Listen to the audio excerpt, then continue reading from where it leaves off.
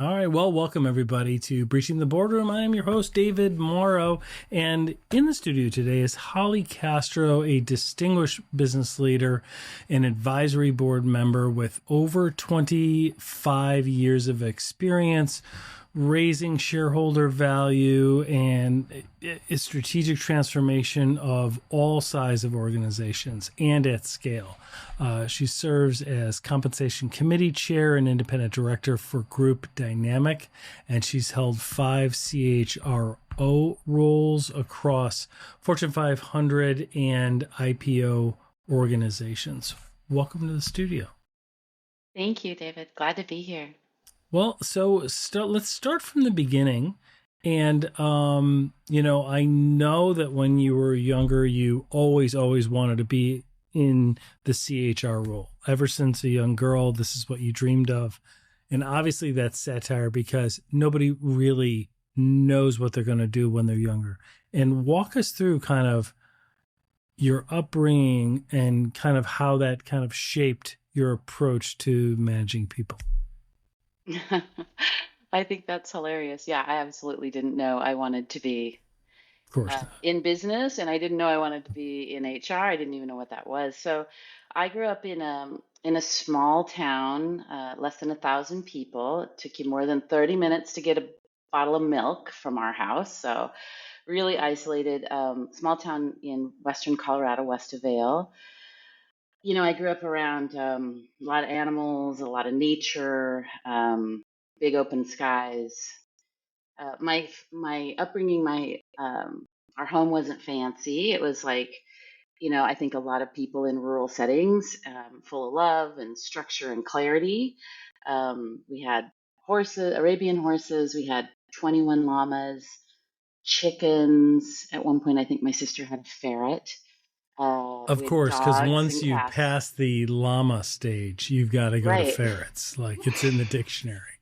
Yes. That's And my great. parents were doing this incredible experiment when I was in middle and high school about, raising organic foods. So we had like 2 acres of organic asparagus that had to be hand picked and Wow. sweet That's a corn. And lot. Oh, yeah. it's a Okay. lot. Yeah. Yeah. Yeah. It was a lot. Did your parents grow up in agriculture, or was it more like gentleman farming where they kind of grew up, kind of ran a business and then sought a more peaceful life, a lot more work, but still more peaceful?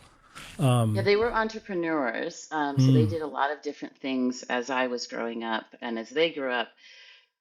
As a couple, I think they always had a lot of respect for things that you created or grew yourself, sure. and so I think I was in sixth grade, they made this decision to buy this couple 100-acre farm ranch and sort of do that lifestyle. So that was my that was my middle and high school years, and they did experiments like what would it be like to not have a TV, um, Oh, and okay. So they yeah, were so they were experimenting with lots of really. okay. Now So I look back and lots of really amazing things. yeah, I mean that's really actually very cool.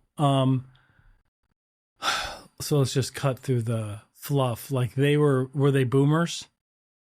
So Yes, my they're parents in the are boomer boomers. Yes. generation. Okay, so I'm Gen X. My brothers were both older. They were both boomers, and they did stuff like that with their families. And I Hmm. love that. And I love that. Gen X, we just got beaten up all the time and just had to work. Growing Right. up in Right. the 80s, everything was like just beaten to the core. That's why we're the Yes. toughest generation. I'm convinced. Yeah, Um, I agree. it's just we didn't have a chance.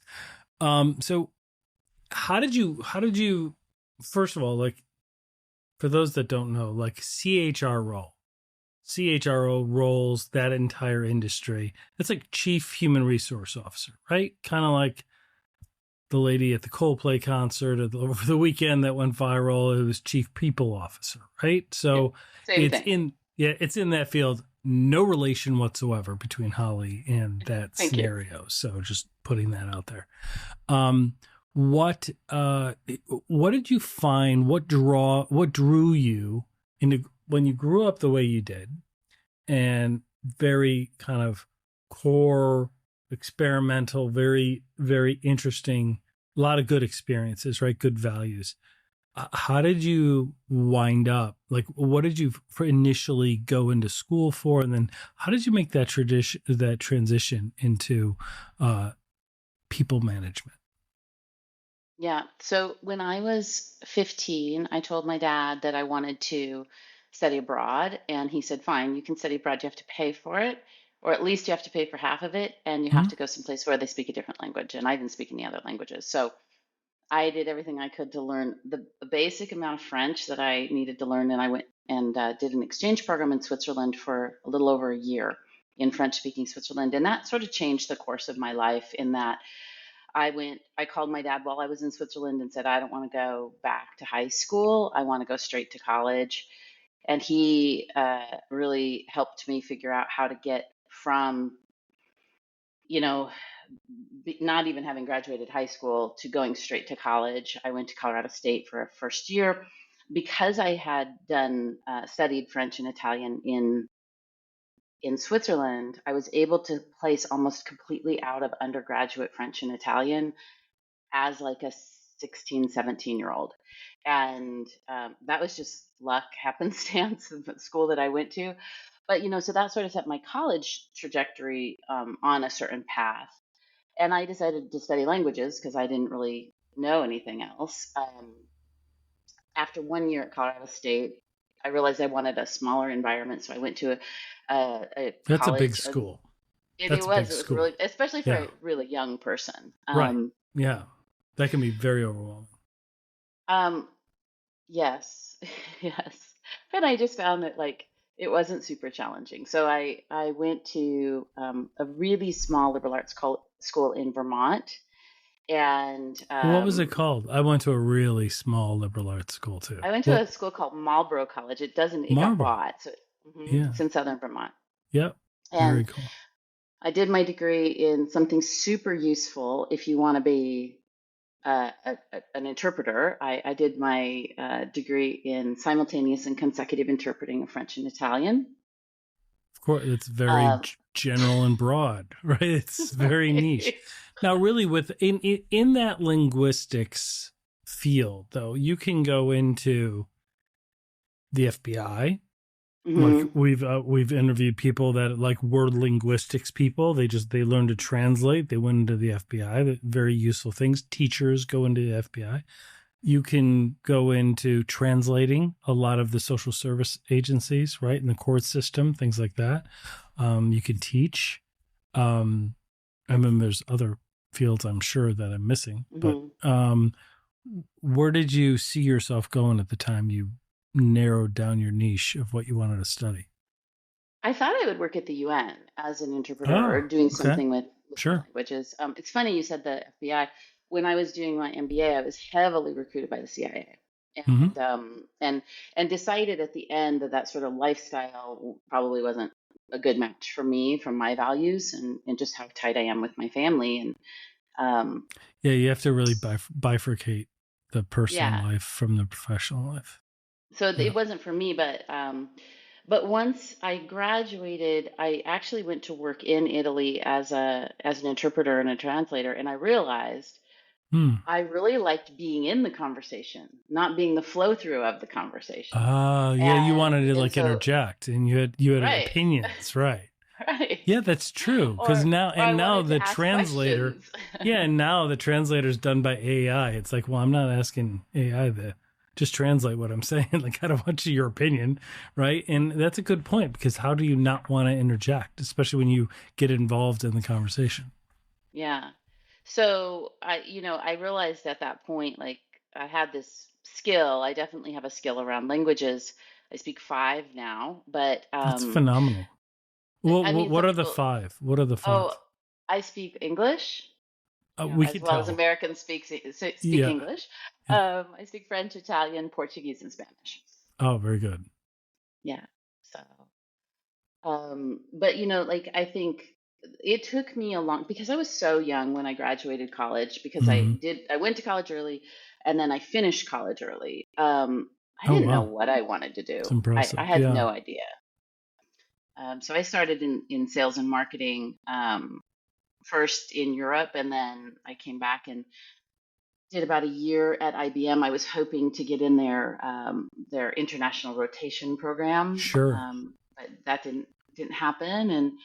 And so, following on the footsteps of my father, was definitely an entrepreneur his whole career, I went back to school and got my Series 6 and Series 7 license to sell Mhm. stocks, bonds, and mutual funds. And funny enough, I ended up working on 100% commission in New York City, um, selling basically small business health plans and small business benefit plans. So there was a little Really? tie to HR even back Wow. then. Okay. Um, Commission only in New York City, selling yeah, like insurance and benefit plans and 401k yes, plans and things like yes, that. yes. Yeah, I can't imagine something more boring. That's cool. Like that. More boring and more I don't know scary. that Like if I I didn't yeah. sell, I didn't eat. Yeah, well, as a young person, you can do that, right? Like you can do the all commission thing.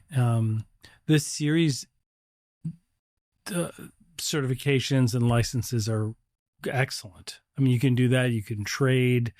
Um, there's a lot there. So how was that experience? Or let me ask you this: what lessons did you learn in that experience that kind of shaped you, or that um, helped you understand what's needed for strong leadership? I learned, I mean, I already knew this just from a lot of experiences, but I strengthened my tenacity and my perseverance. Um, Persistence, I, right? yeah, Yeah, like just really like you don't want to go do it today. You need to go do it today. right. Um, I learned that I really work well under stress, but there's a certain lever around,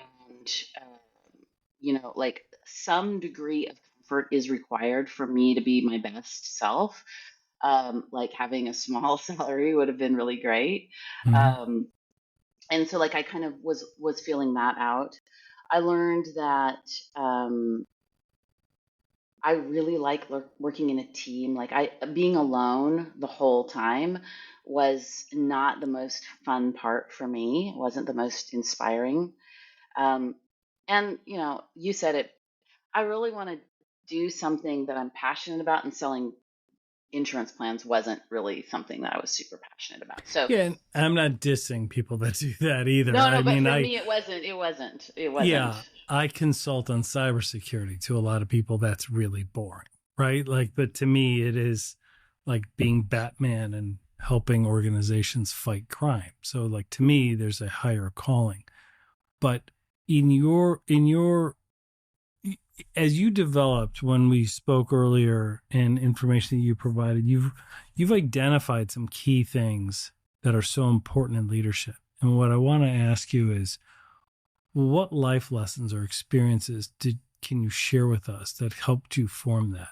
You know what I mean? Like you talked about Mm. clarity, curiosity, having courage. Like walk us through what you mean by those things in the context of leadership. And then let's just touch on kind of, are there life lessons that you can spare people from having to live because you've already lived them, right? Yeah, Like, yeah, so many. I think I would start actually with something different than my sort of what I believe is good leadership, and it's hmm, something I learned from my parents, who in fact were my biggest role models in terms of leaders, not because they had yep. great titles, but it was just how they Hmm, lived their lives and how they continue to. um, they really believed that you need to know what your values are at each step of the game. Write them down, aligning all of your choices, professional and personal, with your values, and actively, really actively and intentionally shaping the life that you want on every dimension. My mom led from a place of great quietness and strength. She led with a lot of intuition. She really taught me how to listen. We call it listening in the silence, listening to the silence, what's being said that isn't being said. She taught me a lot about how to care and how to show empathy and how to create boundaries with grace. And my dad, he was always the one who was experimenting and trying new things, learning from failures, making it okay to fail as long as you learn. And so these are concepts that, I really try to live my life with, that I try to teach when I lead, and I try to lead by example, and I teach to my daughter. Um, in terms of leadership traits, both what I select for when I'm looking at talent, but what I really have tried to hone in over the years is clarity, like really knowing what you stand for, what you're kind of going to die on the hill for, and being really clear about that. Curiosity is the number one trait, and I think it's so important right now. And it's always been important to me, but I think it's particularly important right now. Staying open, asking better questions, seeking to understand in a world that is increasingly complex. I think curiosity is so important. Staying in dialogue, and So courage. Oh, let sorry. me break this down real quick though, because that was really, really poignant. What you talked about with your mother's insight and how she influenced you about listening to what's in the silence. I'd like you to expand on that, because to me, we don't hear all the words that people say. We remember kind of how they made us feel, right? That's And a right. lot of that sits in the silence, Hmm. either after what they said or in between what they're saying. And when you think back about lessons that your parents gave you and stuff, you don't necessarily always remember. I'm not talking about you. I mean, one doesn't necessarily always remember the words that were said, but they remember the point that was made and how it made you feel. And Yeah. I think that's very, very intuitive and great insight. Yeah, I mean, my mom's a pro at this. One of the structures she used to use, and she still uses a lot, is I'm noticing that and I'm wondering what. I'm noticing that you're really quiet and I'm wondering what's going on in your head, which gives I'm you the noticing space. that Noticing and I'm that and I'm wondering what. wondering what. Hmm. I'm noticing X, or I'm noticing that X, right? Fill in the variable. And Hmm. I'm wondering what, What? why. No, put Not in the why, what? variable. Because if you Right. go to why, there's a judgment in the question. No, So, oh, 100%. I meant the letter Y. oh, why? Yes. The why the Yes, like variable. X Yes. and Y, like just Yes. variables. That's all. Oh, that's Yes. So fantastic. I it's like love it's that. just a little structure she uses to get a lot of times at what's in the silence. And it can be, I'm noticing that your shoulders are raised and that your body looks really tense, and I'm wondering what's going on, or I'm wondering what Just you're high thinking. blood pressure and getting old. Oh, thanks, doctor. Sorry. Yeah. Uh, um, so, in That's terms a of, great framework. That's really good. Like I like it. that could be a framework for almost like a book or a negotiation strategy, because when you think about Chris Voss and Never Split the Difference, and he has certain phrases, he's like, but if you use these phrases, it's not about the complexity of the phrase, right? It's about practicing it and using it in speech and when you're listening, and it gets people to open up, and then you're able to communicate better. It's very, very helpful for people. I think the other one that she always would use was the five whys. And she would make us click 5 times down on why we wanted that, why we were thinking that, why we had that way, why we were being so oppositional, why we were, why, what's that about? Or she would use a more Socratic question like, what's that about? What about that? That's What's going brilliant. on there? That's So brilliant. when she would when I think as I was growing up, my mom was teaching me the whole time about how to be incredibly Socratic, um, and to just notice what's happening when it is silent. Sometimes someone's not in touch with it, or they're not really willing or ready to talk about it, and that's fine too. It takes a lot of courage to ask about it and then to listen to what they actually are saying and to Hmm. stay curious about what they're saying, not thinking about how you're going to respond. Right. That's the key. Well, and curiosity is important, right? I mean, today, unlike 20 years ago, 30 years ago, um, it's a much noisier world, right? There's Hmm. so much information and so much of it is noise, right? And really being curious. And when you hear somebody speak, like when they talk, it matters to them. And oftentimes what they'll say are almost like keywords coming across a page. And if you're curious, you want to double click on some of those keywords. You want to be like, what does that mean? Or tell us more about that. Absolutely. It's my favorite. Like, if you asked my 21-year-old daughter, she'll say, My mom's favorite saying is tell me more." Right. That's Like, exactly. it's something I say all the time, every day, Yep. because I'm really curious about what is it that you mean by that. Because what I may be interpreting what you mean, it may be completely different than what you actually mean. And then there's the whole, Gen Z lingo and alpha lingo that you're like, wait, what do you actually mean?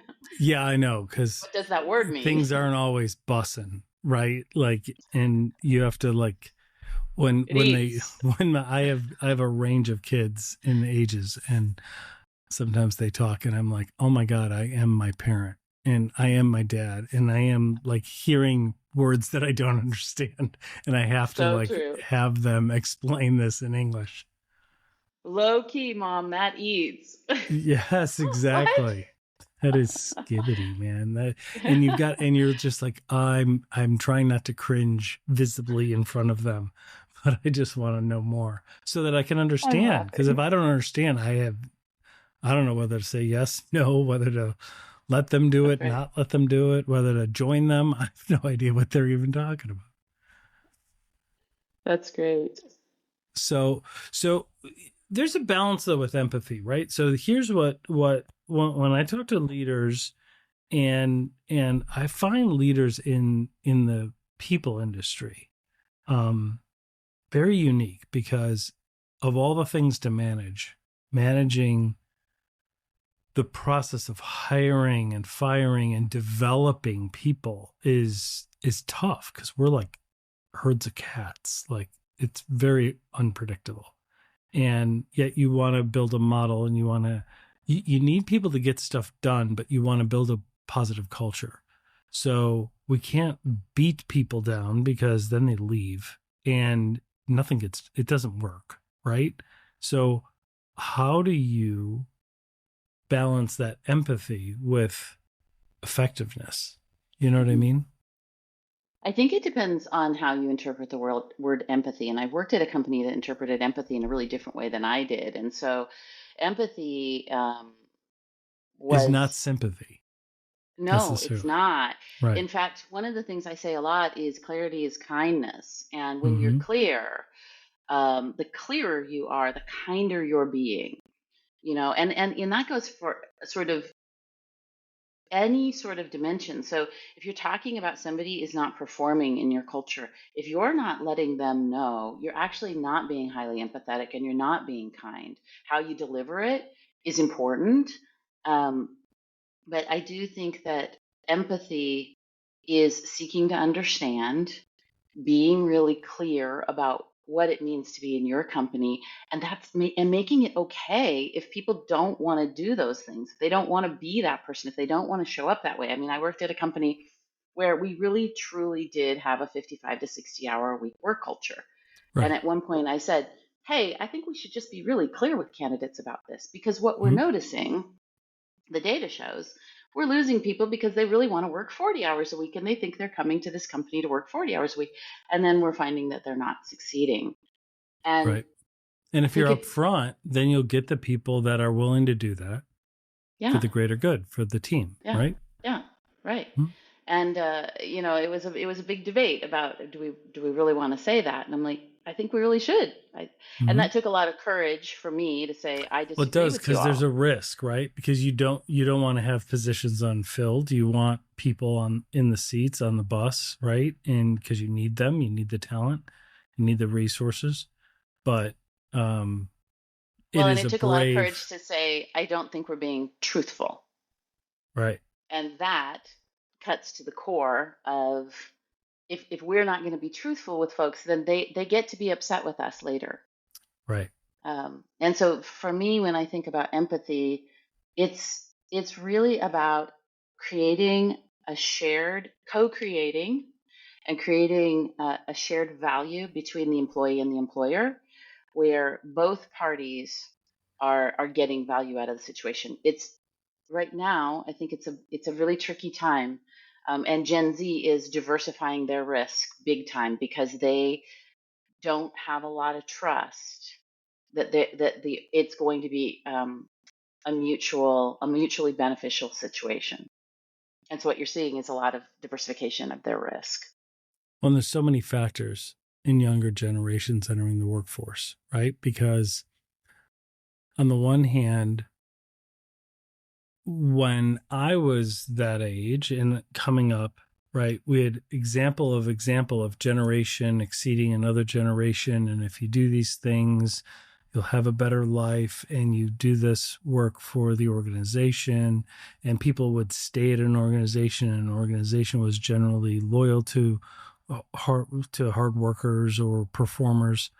And then management styles happened, shareholder supremacy happened, and people started managing by spreadsheets. And they started to say, yes, you can give your life to an organization, but randomly, if we need to cut costs, we're not going to do what they used to do.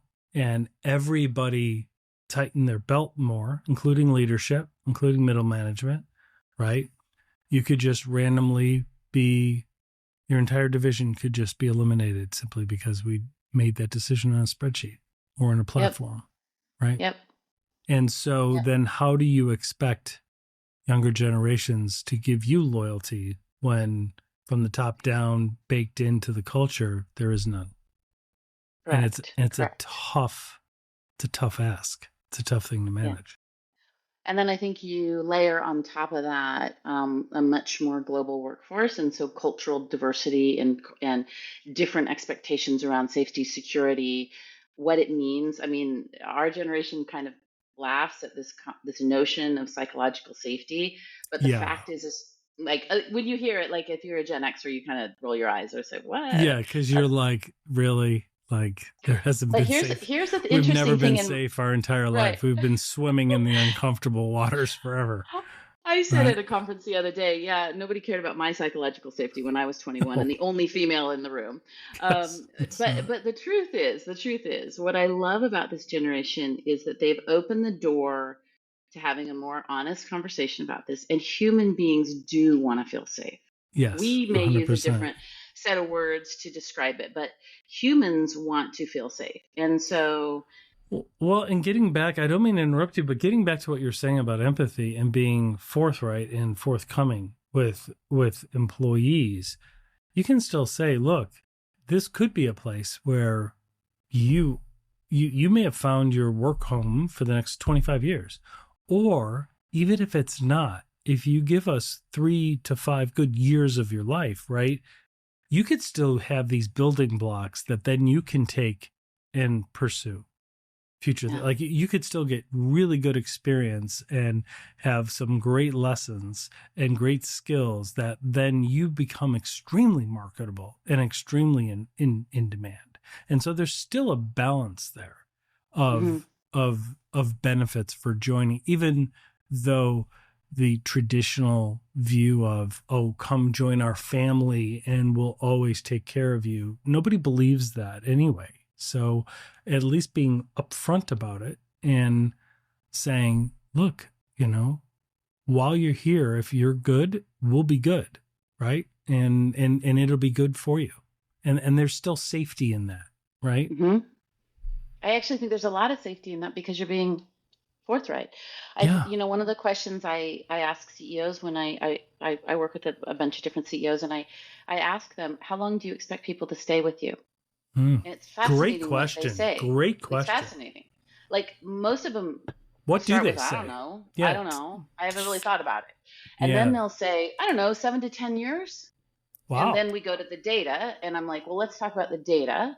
Yeah, which shows 7 to 10 months. So right? Gen Z is tracking at about 1.5, maybe 2 years if you're lucky, depending on your industry. Right. Millennials are tracking at 2.5, maybe 3 years. Yeah. And so the data would show that that's not a very realistic expectation. Right. And then I follow on with questions about how are your systems built? How are your processes built to support either the data or your desire, one of the two. Right, exactly. Like the development, right? Like, are you going to offer them opportunities for professional development? Allow them to go to trade shows, get certifications, develop their skills, tuition reimbursement, whatever it is, right? In the field. Yeah, your feedback processes, your compensation processes, your Right, promotion processes, all right, those things matter, right. and if they're not in alignment, which 99% of the time they're not, CEOs are getting surprised that, people aren't sticking around and they're not showing that loyalty that they would like. Well, it's very important in the startup culture too, isn't Hmm. it? Because you need, when organizations are smaller, the individual contribution from certain individuals is so important. It's part of what makes the brand and what is Right. growing it. And if they leave, it's a much bigger impact than Correct. Well, there's not usually a backup plan. right. Exactly. Yeah. Yeah. That's phenomenal. So what all are you doing now? You're advising to a lot of different groups. So What my all do you primary focus yeah. is actually boards. So I sit on Hmm. one public company board, Group Dynamite, Okay. and then I sit on the board of the National Association of Corporate Directors, which is the premier sort of governance, educating governance body for corporate directors, both private and public. So I love doing the board work. It's sort of like being in the business, but not being in the business every day. So I Yeah. love that. And then I do advising to both sort of scaling companies, so companies that are getting ready to IPO or getting ready to scale globally. And I'm doing actually also some advising work for some sort of mid-stage CEOs of HRAI companies. So I have a Ah, sort of heavy hand on the sort of AI space, yep.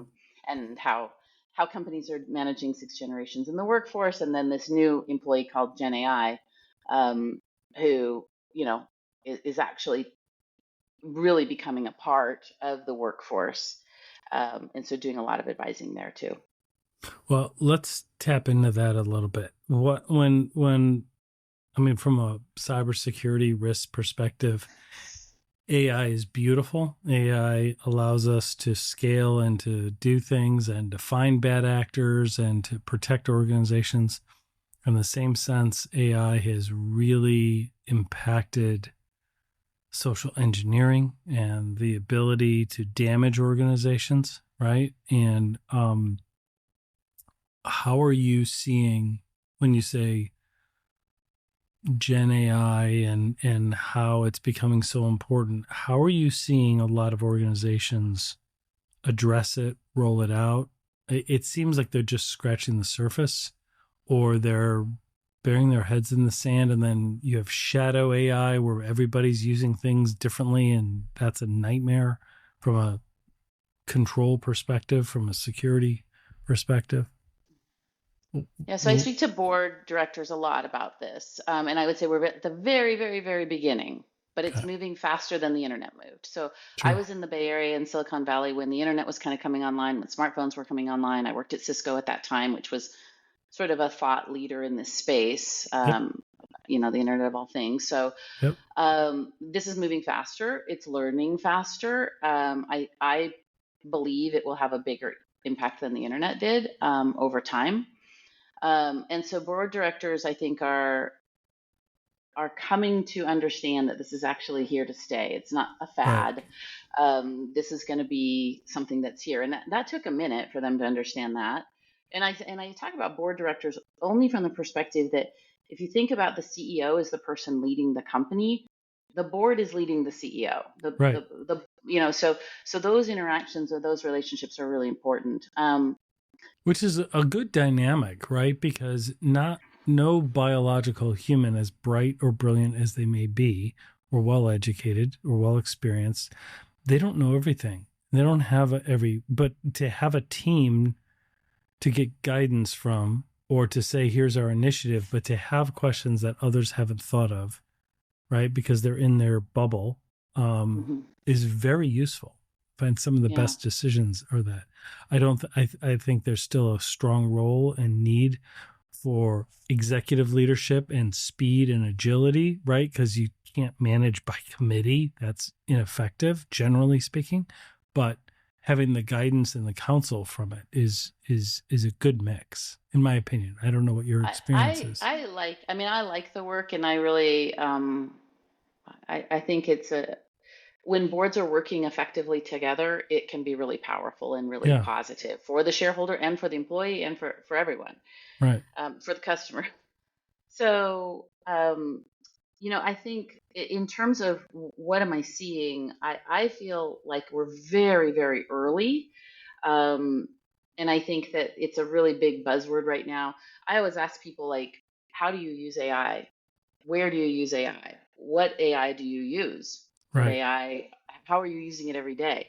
Like, my entire world is wrapped up in trying, experimenting, seeking to understand, building better prompts. And uh, to me, because I have really pushed myself personally, both on my personal life and my professional life, to use AI very, very actively, Hmm. I've it's hard for me to imagine people not using it. Um, Me too. I can't imagine a day without it at this point. yeah, And to me, it doesn't do the work for me or even for my peers, but it gets us 80% of the way. Like yeah, in the Pareto principle, like 80% of it is there. Like yeah, leveraging AI to get you there, and then because it really does a lot of the hard work and the bulk, and then you still need that human element to customize it and to really understand the context or to vet what it gives you, right? exactly. Just to make sure that it's To accurate, judge it, to make right? To sure judge it, like it right? doesn't have experience. And Right. I always think of it as this wicked smart MBA intern that is like so brilliant but also has no life experience or professional experience, and Exactly. It's a and really so good or very little. analogy. And That's a so I'm like, great okay, analogy. and I I love that coach it like analogy. that. Yeah, that's a really good analogy because, like, if I want an answer, bring the smart kid in, right? Like, Yeah, ask her or him, like, what's the deal with this? And they'll spout off a bunch of facts and get you, and you're like, that's great. Now go back into your hole and go research more because now I'm like, okay, now how does that apply in the real world, right? Like, right. because we have the life experience. We were the And kids what are that the put our hands consequences on of the what you're recommending? Like, oh, yeah, did you think about that consequence? And if so, what would you do with that consequence? And I'm right, like, oh, I didn't really think about that. Let me go back. And very good. so, I think there's a lot of risk. And this is why I'm so passionate about speaking to boards, about leaning in. Hmm. You know, there was a period of time where boards needed to be financially and fiscally literate. And if you weren't fiscally or financially literate, you really weren't adding a lot of value on the board. If you didn't know how to read a balance sheet, an income statement, a cash flow statement, understand how the company made money, the trade-offs the company was making, you weren't adding value. Now, I think that same is applicable for Gen AI. If you don't understand, you don't have to know how to code, I don't believe. Maybe you disagree with that, but No, um, I don't believe you need to whatsoever to understand it. I mean, it's my view on cybersecurity and risk in general with the use of technology is not, don't get lost in the gigabit, in the tech talk, and all the nuances of the features and the benefits of what it can do. It's about what impact is it having? What risk is it having? How do we quantify it?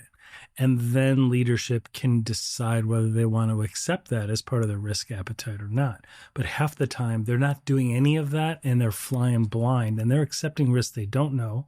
And they're, you know, getting sold, or they have a false sense of overconfidence in their security uh, position or posture, and risk just seems way out of line with mhm. when I speak to a leader, and then later on after working with them for a year, they're like, wow, we had no idea what we were even doing then in terms of risk. It's like, well, that's the point of this all, right? Hmm. Is really just to know. And different organizations have different risk appetites, and it's great. There's no judgment there. It's just about, let's help them understand what the risk actually is, because half the time Right. they don't know.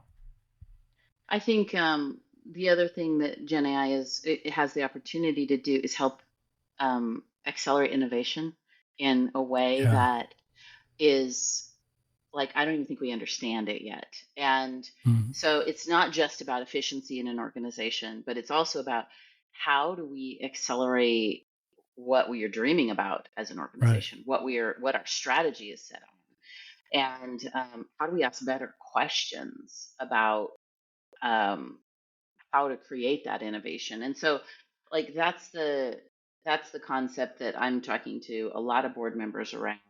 And I think, there's this additional nuance and complexity around the intersection of managing six generations in the workforce. You're now, our alphas are entering now. So I'm getting ready to do a talk at an annual conference, and And one of the alphas panelists, are alpha. I don't mean they're to interrupt you again, their Holly. oldest I'm are sorry. 15. Yeah, the Right. oldest alpha Okay. is 15 right now. Yep. So like they in many states in the US they can work, right? They can work a Right. retail job. So they're entering and they're going to be the generation that didn't know that Gen AI didn't, like, it wasn't always here. Right. They're going to grow up with it and it was always here in there. It will always have been here in their minds. Right. And so their expectations are different, their speed for information, how they critically think about problems.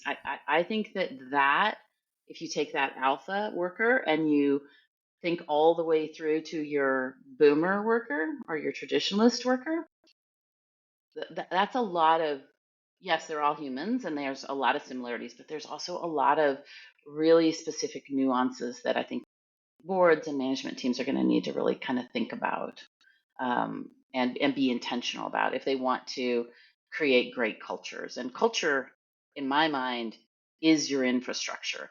It'll either help you scale or it will actively work against you and undermine you. 100% every step of the way. Right. And isn't that where your core tenet of curiosity comes into play? Because I've worked, my last organization was quite large, and we worked with multiple generations on teams. And to me, it didn't matter what generation any team member was at Mm-hmm. all. To me, I found some were curious and some weren't, right? The belief that, well, Gen X or boomers, they're not, they're just old and they're not really like curious. I'm like, that's just patently false. Like, at least in my life experience, it depends on the individual. And that's where hiring and asking the right questions of the people or developing the right people is really key. Because when you get somebody that is naturally curious, the chronological age doesn't matter, because I know a lot of millennial and Gen Z that aren't very curious and not, you know what I 100%. mean? And then Yeah. you're like, wow, I thought you were going to be a whiz at this. I thought you were going to be interested in this. Right. And they're not. And you're just like, wow.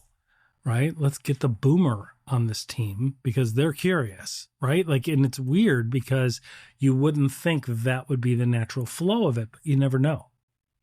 Yeah, I think just having really core tenets around what is important to your value set as a company Yeah. and then hiring around that.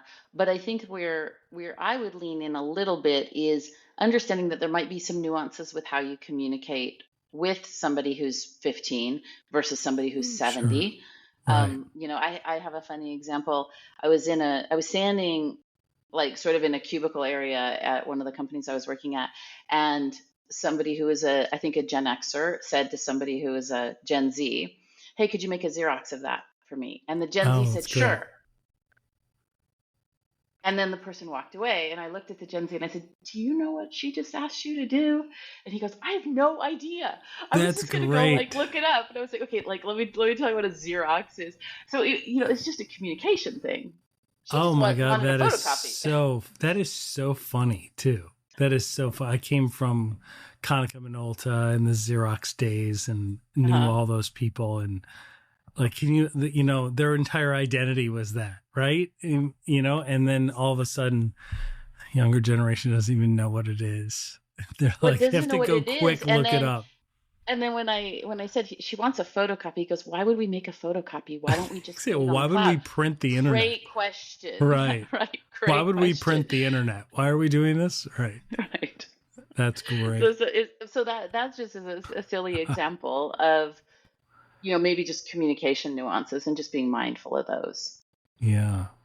Oh, absolutely. What about with all the information overload? How how are organizations tackling burnout? And and I don't want to, it's not necessarily mental health. It is to some degree, but mental health it covers a vast array. But what's your take on that? What are you seeing? What's your observation? Well, I think that humans just went through the last 10 years have been really challenging, from the pandemic to post-pandemic to lots of geopolitical stressors to Mm, the conversation about mental health issues being opened up.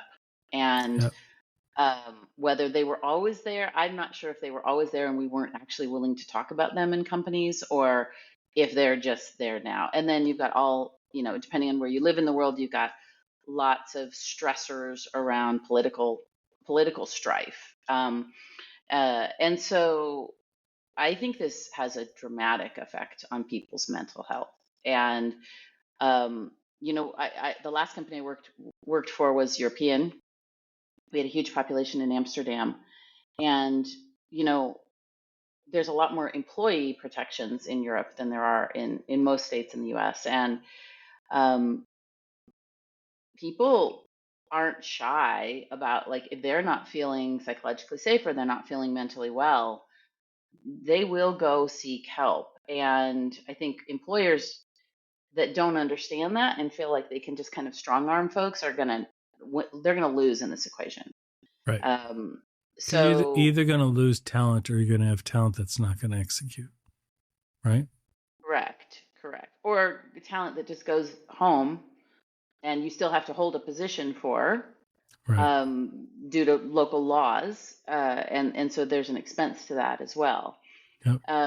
So I think having frequent pulses, this concept of annual surveys or whatever, I'm not a big fan personally. I think in this day and age, you need to be frequently checking in, not too frequently, because on any given day, any human can feel good or bad. But if you can start to get relatively frequent trends about how your employees are feeling, how they feel has a direct correlation to what they produce. And I think the most important thing in this whole equation is trust. I say 100%. transformation happens at the speed of trust. If you want to transform your company, if you want to grow your company, if you want to scale, if you're changing strategies, whatever, if they don't trust you, they won't follow you. They may not leave you. They may do something worse, which is just sit down. I love that. Transformation happens at the speed of trust. So you have a lot, you have a book, by the way. I don't know if you know that. I don't know I if need to you've work on this. I don't know if you've asked AI yet. Well, should I write a book? Like, AI tells me all the time I've got like 3 of them going. I just can't do it. You really should do that, because that is really impactful. That's very influential. Because it's so true, right? Because look, if you think of some of the TED Talks that are out there, you think of the Simon Sinek's of the world and some of the theories.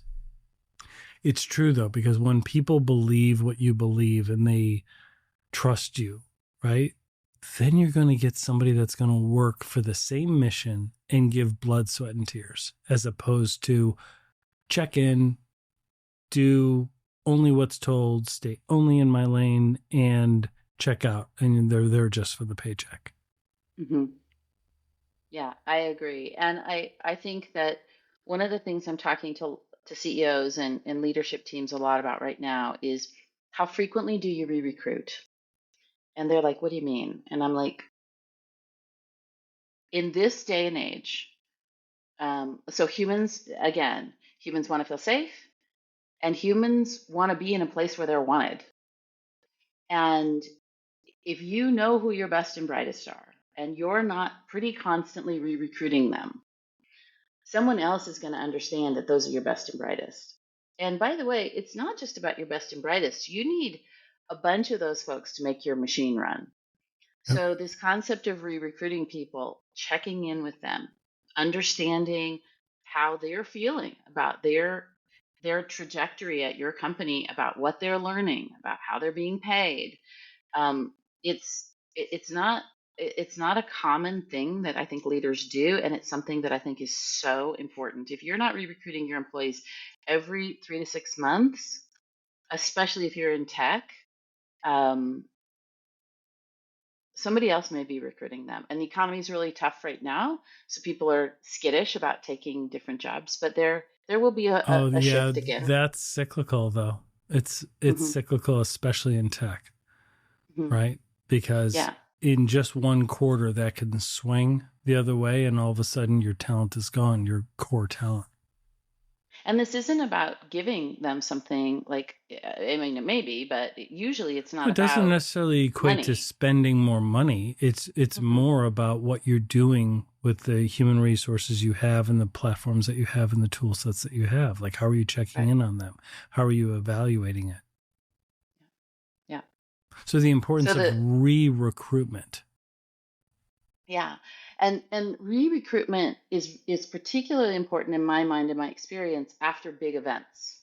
Sure. So if you had to do a layoff, which a lot of companies had to do layoffs recently, re-recruiting those people, telling them, why So few it, organizations do that. So well, few do that, right? And it's and they so spend then important. 6 to 12 months afterwards going Yeah. through survivor's guilt and all these other Right. concepts and wondering why we're not executing our strategy. Right. So So important. So re-recruiting is important. important. Oh yeah. Yeah, And there's a because it's firm out hard. there right now who's re-recruiting in a way that I would not advocate for, which is you young new associate, it's an investment banking firm. I was going to say a Every law firm. It sounds like something a law firm would That's an do. investment banking firm. So It's the worst culture sometimes, right? they're they're um they're mandating a survey every 3 months that it kind of goes along the lines about tell us that you're committed to us or else. Oh And wow, yeah, I that's I not wouldn't advocate for that approach. no, yeah, or re-interview for the job that you have, right? Right, Like right, that's not, yeah, that's going to send a different message when you right, read between the lines. You listen to the silence there. right, right. That's not a that's not a Yeah, comfortable state. So, no. tell us as we wrap up, uh, what's on the horizon for you? Well, I'm loving doing this board work, and I'll continue to add boards to my portfolio. So I'm loving doing that. I'm loving doing the advising work. I do quite a bit of pro bono work, probably more than I should for my portfolio, but and As do I'm I. just, but it's good work, and so Yep, I'm happy to do that. And I just want to continue to add value where I spend my energy and work with people that are, excited and passionate and on fire and doing good things in the world. And so those are the kinds of organizations that I seek out, the kinds of individuals that I seek out. I'm still doing a lot of speaking on six generations in the workforce and Gen AI and how to think about that as part of your business strategy. So that's what's on the horizon for me. that's great.